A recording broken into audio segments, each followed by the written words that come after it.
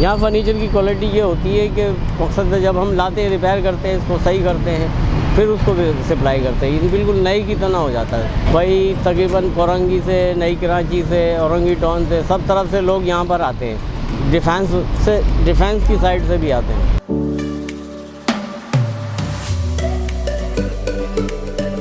अस्सलाम वालेकुम, मेरा नाम है अख्तर भाई। मैं यहाँ पर तकरीबन जो है 30 साल से काम कर रहा हूँ।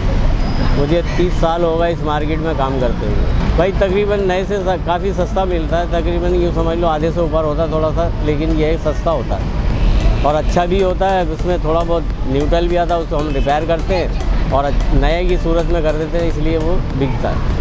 यहाँ फर्नीचर की क्वालिटी ये होती है कि मकसद जब हम लाते हैं, रिपेयर करते हैं, इसको सही करते हैं, फिर उसको सप्लाई करते हैं। ये बिल्कुल नई की तरह हो जाता है। बहुत ख़राब होते हैं, कोई टूटे हुए होते हैं, कुछ बेहतर भी होते हैं, लेकिन ज़्यादातर टूटे हुए आते हैं। उसको हम कारपेंट्री कराते हैं, कारपेंट्री के बाद कुशन चढ़ाते हैं, फिर ये बिकने जाते हैं। भाई तकरीबन कोरंगी से, नई कराची से, औरंगी टाउन से, सब तरफ से लोग यहाँ पर आते हैं।